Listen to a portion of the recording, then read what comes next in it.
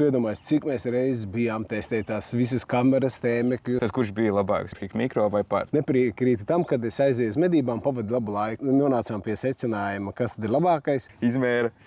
Ej, tu nos, cik īsti viegli tas ir izdarāms.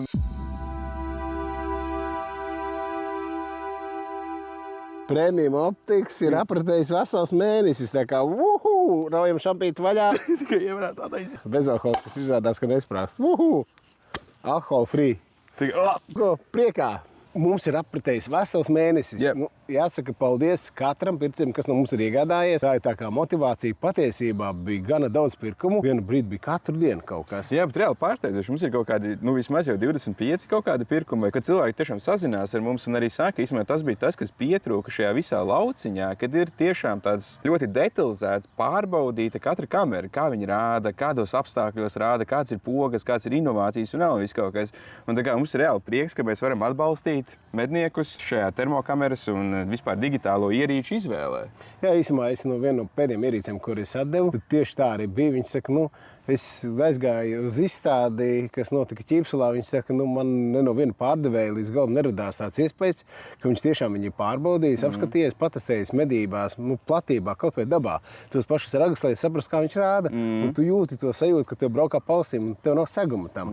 Jā, tā kā tad mūsu ziņā mēs varam palielināties, ka mums ir segums, jo patiesībā sagatavo to visu materiālu, kas ir nenormāli daudz. Tur dažs mēnešus vajag no tavas dzīves un tā. Bet man prieks par to, ka tas ļoti labi izdevās, tas, ka mēs paši ļoti daudz ko iemācījāmies.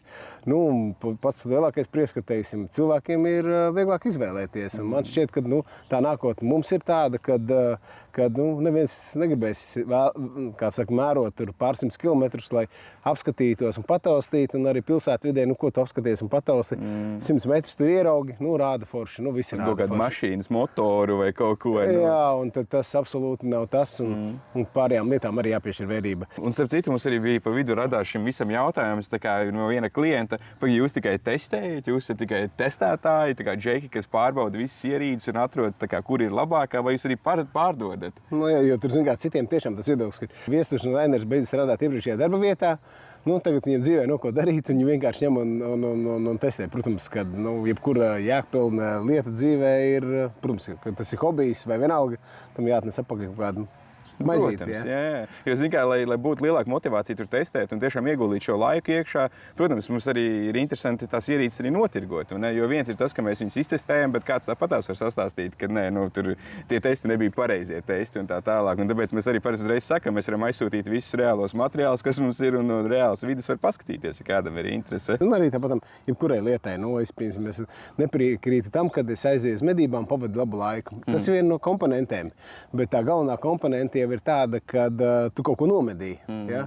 Vienalga tās ir foto vai reāls medības, tev jābūt kaut kādam mērķim arī tāpatām. Tu aizies restorānu, pavadi foršu laiku, bet tu gribi arī paēst. Tā kā tam ir jābūt kaut kādam kopsaucējiem. Bet zin kā, īstenībā varam uztaisīt šajā videoklipā vēl paskatīties, varbūt kādam ir interesanti, kas skatās, kāds mums ir pagājuši tas mēnesis, ko mēs esam izdarījuši par šo visu laiku. Jā, man tā liekas, ka tas smagākais reālais darbs bija tā reāla sagatavošanās. Tātad tiešām, lai ir saturs, ko parādīt, lai ir interesanti. Iedomājies, cik mēs reizes bijām testēt tās visas kameras, tēmekļus un digitālos un tā tālāk. Un tur man liekas, ka tur baigā apņēmība mums bija un entuziasms, un vēl projām tāds ir, nekur tas nepazūd. Tā kā tas, man liekas, tas ir viss tas smagākais darbiņš. Ko mēs esam notestējuši par šo laiku? Es domāju, ka tu paprasīji, ko mēs neesam notestējuši. Ja? Arī labs jautājums. Bet varbūt tu vari nosaukt tā, lai saprotu to kvantitāti, to apjomu, ko mēs esam izdarījuši. Jā, protams, vecais labais Pulsar, HIK Mikro, Pard, Notspix, Pixtra, Termtek. Tas arī šobrīd ir arī...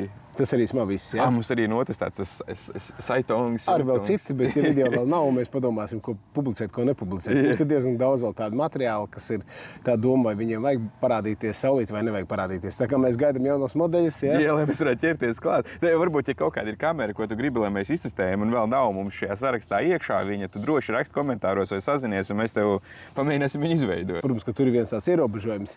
Teiksim, Facebooks un TikToks to visu nobano. Tā kā droši vien, kad visiem, kas grib labu un pilnu saturu, tad ir YouTube jāveido savs konts un jāpiesako mums, jāparakstās uz jaunumiem un tad izliks ārā paziņojums, lai jūs varat noskatīties tos kvalitatīvos. Jā, un vēl viens variants arī ir mājaslapā. Mēs mājaslapā liekam šo pašu saturu, plus mīnus dublējam to pašu, kas iet arī sociālos tīklos iekšā.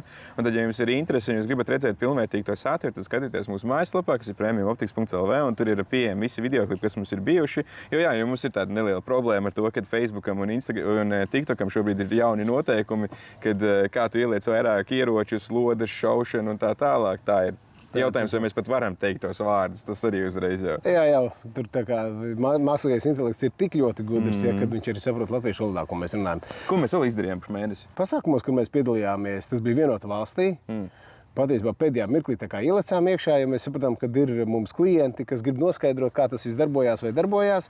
Protams, ka mēs gribējām izmēģināt divus sīvākos konkurentus digitālajā tirgu, kas ir Hikmikro Alpex Pro un Pard Night Stalker 70.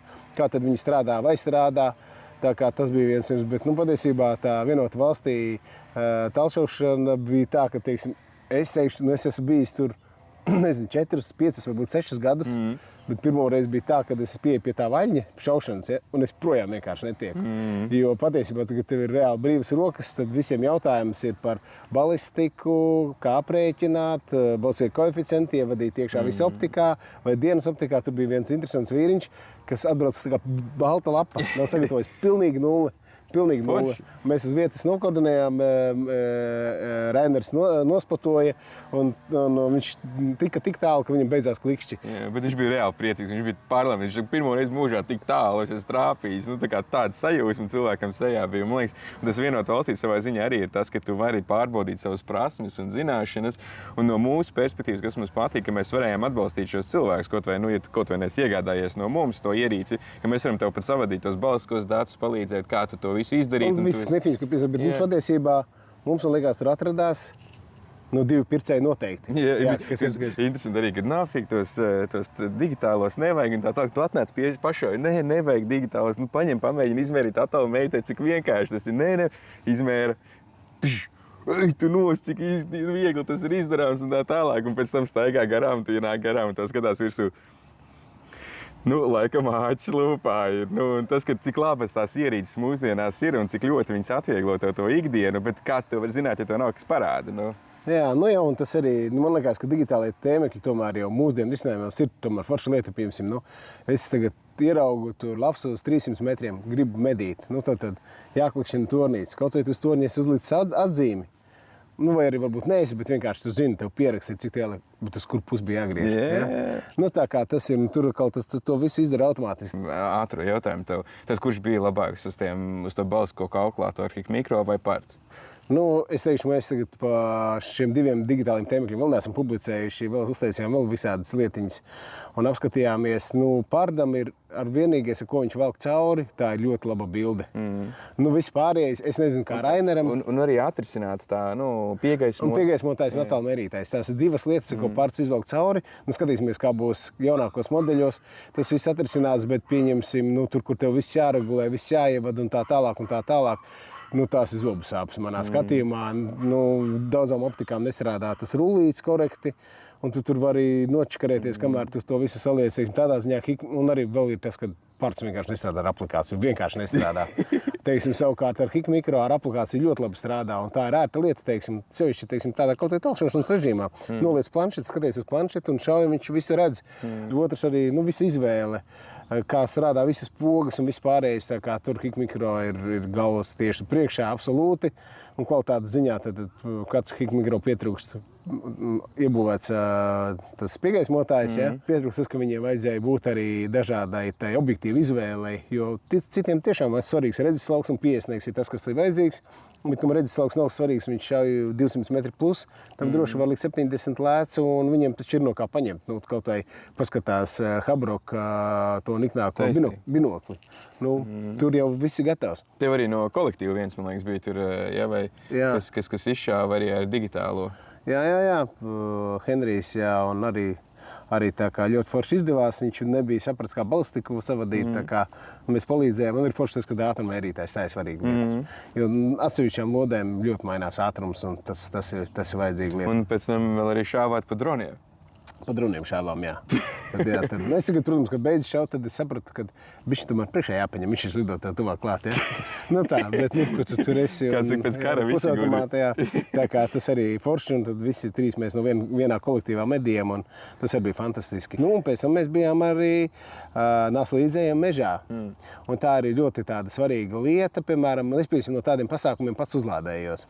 Jo, teiksim, tas ir vienkārši kaut kāda atpakaļ saite, un tu vari domāt par to, kā viss sākās, teiksim, tieši ar to jauniešu iesaisti, vienkārši kā viņi domā, kā viņi uztver, kā viņiem pieturēt uzmanību. Šodien jaunieši ir tādi, kas viņi tev acīs pasaka, man tas neinteresē.